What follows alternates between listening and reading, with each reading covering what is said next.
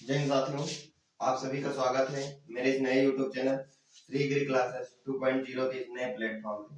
जैसा कि आप लोग देख रहे होंगे, हमने आपको इंट्रोडक्टरी बायोलॉजी में कुछ फैमिली पढ़ाई थी जो आपकी एग्जाम के दृष्टि से महत्वपूर्ण थी। तो वो फैमिली अब समाप्त हो चुकी है। आपको उसमें मैंने 3 पढ़ा दी हैं, क्रूसीफेरी, सोलेनेसी और आपको लेगोमिनेसी 3 पढ़ा दी है। और आई होप जितना हमने 3 ये पढ़ाया है इसमें से आपका एग्जाम में फंस जाएगा। उसके बाद आपके सिलेबस में एक टॉपिक दिया हुआ है seed and seed germination. Seed and seed germination मतलब कि बीज क्या होता है और वह किस प्रकार से अपना विकास करता है, कितने प्रकार के होते हैं या कैसे होता है। तो उसी को ध्यान में रखते हुए, इस टॉपिक को ध्यान में रखते हुए हम आपको आज यहाँ पर पढ़ाने वाले हैं सीड। जो हमारा सीड होता है वो क्या होता है, जो हमारा बीज होता है किसी भी फसल का वो क्या होता है। तो आइए देखते हैं। ये जो हमारा एक फिगर बनाया हुआ है, सभी लोगों को दिख रहा होगा। ये जो फिगर है ये एक बीज का है और जो बीज वो है वो उसकी अनुप्रस्थ काट का क्या है, अनुप्रस्थ काट। मतलब जो आपका अगर ये बीज है तो इसको ऐसे अनुप्रस्थ काटा गया है, ठीक है, अनुप्रस्थ काट। तो यहाँ पे लिख देते हैं अनुप्रस्थ काट का बीज। आपका जो बीज दिया गया है, बीज बनाया गया है, ये एक बीज की अनुप्रस्थ काट दी गई है। क्या है, एक बीज को ऐसे ऐसे इस प्रकार से अगर ये बीज है तो अब ये इसके इधर ये ऐसे काट दिया गया है। तो जो काटा गया है तो देखिए कुछ इस प्रकार की आकृति बन रही है। क्या बन रही है, कुछ इस प्रकार का दिख रहा है। तो इसमें जो सबसे पहले ये होती है, जब आप काटेंगे तो इसके सबसे किनारे पर देखो एक जो इसकी बाहरी परत होगी उसको देखो क्या कहते हैं, रेफ। क्या कहते हैं, रेफ, ठीक है। उसके बाद देखिए ये आपका जो ऊपर का जहां से बीज अपना विकास करता है, वहां जहां से बीज से पौधा निकलता है, अंकुरण होता है, उसकी ये दिखाई गई है। इसको आप क्या कहते हैं, हिलम। क्या होगा, हिलम। फिर आप देखिए कुछ ऐसा, जब आप इसको अनुप्रस्थ काटेंगे तो कुछ इस प्रकार का होगा। तो इसमें यही सब दिखाया गया है। देखो ये आपकी आउटर होती है, आउटर होता है, रेफल बंडल होता है, आउटर इंटुगमेंट होगा है, ये इनर होता है, ये आपका न्यूक्लियस होता है। आपका जो ये ऐसे दिख रहा है ना, जो ये हल्का हल्का हमने इधर किया है, ये यहाँ से ये आपके क्या होता है, न्यूक्लियस। क्या होता है, केंद्रक। क्या होता है, बीज का न्यूक्लियस होता है।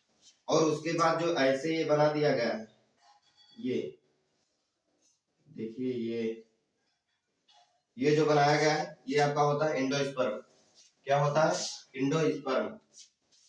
तो आइए हम देखते हैं बीज की डेफिनेशन देखते हैं। सीड, जो हमारा सीड होता है, बीज एक्चुअली होता क्या है, बीज जो हमारा होता है वो होता क्या है। तो बीज पौधे का वह भाग होता है, बीज पौधे का वह भाग होता है जो मृदा के संपर्क में आने से, जो मृदा के संपर्क में आने से अपने ही एक नए पौधे का निर्माण करता है। बीज पौधे का वह भाग होता है, बीज पौधे का वह भाग होता है जो मृदा के संपर्क में आने से, जो मृदा के संपर्क में आने से अपने जैसा एक नया पौधा उत्पन्न करता है, उसे बीज कहते हैं। इसे हम मतलब ऐसे कह सकते हैं कि पौधे का वह भाग जो अपने जैसा प्रतिरूप उत्पन्न करने की क्षमता रखता है उसे क्या कहते हैं, बीज कहते हैं, सीड कहते हैं।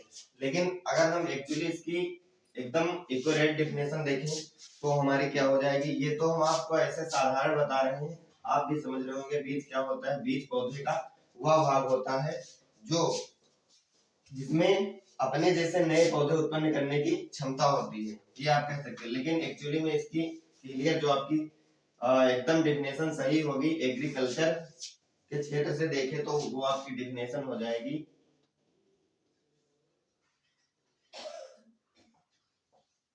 आपकी डेफिनेशन जिसको बोलेंगे परिभाषा।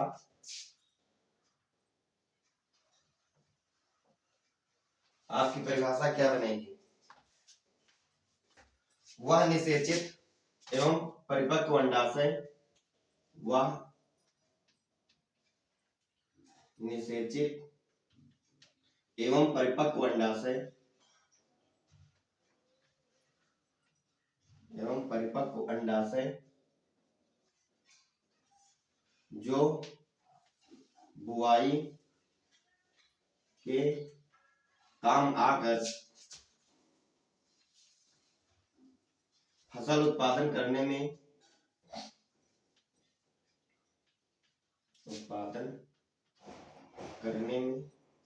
सहायक होता है, बीज कहलाता है। क्या देखेंगे? वह निषेचित एवं परिपक्व अंडाशय, वह निषेचित एवं परिपक्व अंडाशय जो बुआई के काम आकर फसल उत्पादन करने में सहायक होता है, वो बीज आपका सीड कहलाता है। उसके बाद हम देखेंगे सीड की संरचना। इसकी जो संरचना होती है वो कैसी होती है, तो हमने आपको एक फिगर के माध्यम से समझा दिया। अब उसके बाद हम देखेंगे इसकी संरचना, जो सीड की होती है संरचना, बीज की संरचना, structure of seed, structure of seed, जो हमारा सीड होगा उसकी संरचना कैसी है। तो जो हमारा सीड होता है वो विभिन्न प्रकार के होते हैं। कोई गोलाकार होता है, तो कोई बीज अंडाकार, तो कोई तकुआकार होता है, तकुआकार। अब गोलाकार में आप देखिए, जो आपका मटर का बीज होता है वो गोलाकार होता है। क्या एग्जाम्पल में आप देखिए, मटर का बीज, आपका जो मटर का बीज होता है वो देखिए गोलाकार का होता है। अंडाकार, अंडाकार में आप देखिए उड़द का, जो उड़द का बीज होता है वो अंडाकार होता है। ठीक है, तो बीज की आकृति विभिन्न प्रकार की होती है, विभिन्न प्रकार के पाए जाते हैं। विभिन्न फसलों के बीज विभिन्न प्रकार के होते हैं, कोई गोलाकार, अंडाकार है, तरुआकार होता है, जैसे आप देख लीजिए। उसके बाद देखेंगे कुछ लंबे होते हैं, कुछ फसल के बीज लंबे, चपटे अथवा फूले हुए होते हैं, फूले हुए होते हैं। तो बीज की संरचना में सबसे पहले हम देखेंगे कुछ बीज गोलाकार, अंडाकार, तकुआकार तथा लंबे, चपटे एवं फूले हुए होते हैं। ठीक है, अब इसमें सबसे पहले आप हेडिंग डालेंगे बीजावरण, बीजावरण, सीड कोट, सीड कोट। तो जो बीज होता है उसका जो आवरण होता है, यहाँ से आप लोग निकाल पा रहे हैं, बीजावरण यानी बीज का आवरण। जो बीज का आवरण होता है वो दो स्तरों में बटा हुआ होता है। क्या होता है? दो स्तरों में, दो स्तर, दो स्तरों में बटा हुआ होता है। ठीक है, जो बाहरी बीज, जो बीज का बाहरी स्तर होता है उसे, जो बीज का बाहरी स्तर होता है उसको बाह्य कवच, और जो बीज का आंतरिक स्तर होता है उसे आंतरिक कवच कहते हैं। तो सबसे पहले देखें वो बीज की संरचना में गोलाकार, अंडाकार, तकुआकार, लंबे, कुछ चपटे, कुछ फूले हुए होते उसमें। फिर देखेंगे बीज आवरण, बीज का जो आवरण होता है वो कैसा है। तो जो बीज का आवरण होता है वो दो परतों में डिवाइड होता है, दो भागों में डिवाइड होता है। उसमें जो उसकी बाहरी परत होती है उसको बाह्य कवच कहते हैं, और उसकी जो आंतरिक परत होती है उसको अंतः कवच कहते हैं। ठीक है, इसमें आप लोग इतना लिखेंगे। इसके एक सिरे पर छिद्र होता है। क्या होता है? ये जो है ये वाला, इसमें देखिए इसके एक लिखेंगे, इसके एक सिरे पर छिद्र होता है, एक सिरे पर छिद्र। क्या होता है? इसके एक सिरे पर छिद्र होता है, और जो वह छिद्र होता है उससे जल बीज को मिलता रहता है। क्या मिलता रहता है? जल मिलता रहता है। जो इसके एक सिरे पर छिद्र होता है, हल्का सा जब आप लोग देखेंगे तो उसमें आपको छिद्र दिखाई देगा। उससे जो जल हो जाता है हमारा, जब जल हम देते हैं, जब इसका हम बुआई करते हैं बीज की, जो जल देते हैं तो उसके माध्यम से बीज में जल जाता है। ठीक है, और जो ये छिद्र होता है इसे बीजांड द्वार कहते हैं। क्या कहते हैं? बीजांड द्वार, बीजांड द्वार। ठीक है, बीज में एक छिद्र होता है जिसमें जो जिस छिद्र के द्वारा जल बीज को पहुंचता है, और जो ये छिद्र होता है इसे बीजांड द्वार कहते हैं। क्या कहते हैं?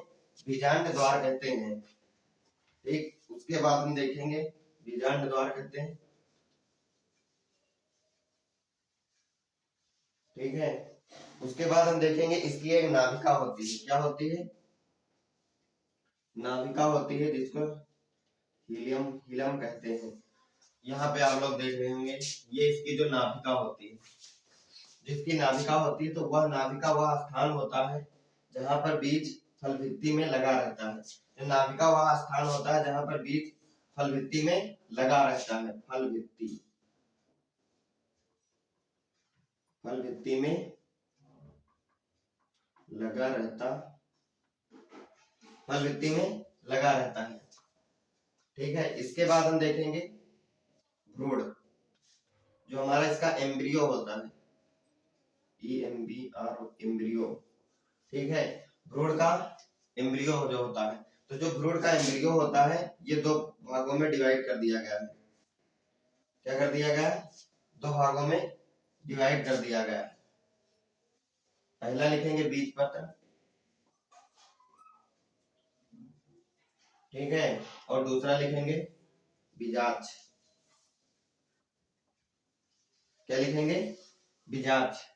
तो जो हमारा बीज पत्र होता है, या भ्रूण की पत्तियां हैं, बीज पत्र में आप क्या लिखेंगे? यह भ्रूण की पत्तियां हैं, यह भ्रूण की पत्तियां हैं, इसकी संख्या 1 या 2 होती है। बीज पत्र में यह भ्रूण की पत्तियां हैं, इसकी संख्या 1 या 2 होती है। और जो इसका कार्य होता है, खाद्य पदार्थों को एकत्रित करना। क्या होता है? खाद्य पदार्थों को एकत्रित करना। फिर देखेंगे भ्रूण खाद्य पदार्थों को एकत्रित करना। फिर देखेंगे बीजाक्ष, यह भ्रूण का मुख्य अक्ष होता है। क्या होता है? भ्रूण का मुख्य अक्ष होता है। फिर देखेंगे भ्रूण कोश, भ्रूण कोश। जो भ्रूण कोश होता है, खाद्य पदार्थों से युक्त एक ऊतक, खाद्य पदार्थों से युक्त एक ऊतक, जो भ्रूण को एक और, जो भ्रूण के एक और होता है और भ्रूण को चारों ओर से घेरे रहता है। ठीक है। भ्रूण कोश आपका एक खाद्य युक्त पदार्थों का ऊतक होता है, जो भ्रूण को चारों ओर से घेरे रहता है। तो इतना आप लोगों को अच्छे से समझ में आया गया होगा। अब हम आपकी क्लास यहीं तक रखते हैं। इसके बाद जब हमारा दूसरा लगेगा, क्योंकि अगर एक में करेंगे तो क्लास बहुत लंबी हो जाएगी। इसके बाद आपको हम पढ़ाएंगे सीड जर्मिनेशन, और उसी में बताएंगे सीड के कितने प्रकार होते हैं, जो प्रकार ये होते हैं, किस किस प्रकार से ये अपना उगते हैं। फिर इसमें हम आपको बताएंगे एक बीजपत्री और द्विबीजपत्री, इनमें क्या डिफरेंस होता है। तो आज के लिए बस इतना ही। मिलते हैं किसी नई क्लास में, तब तक के लिए जय हिंद।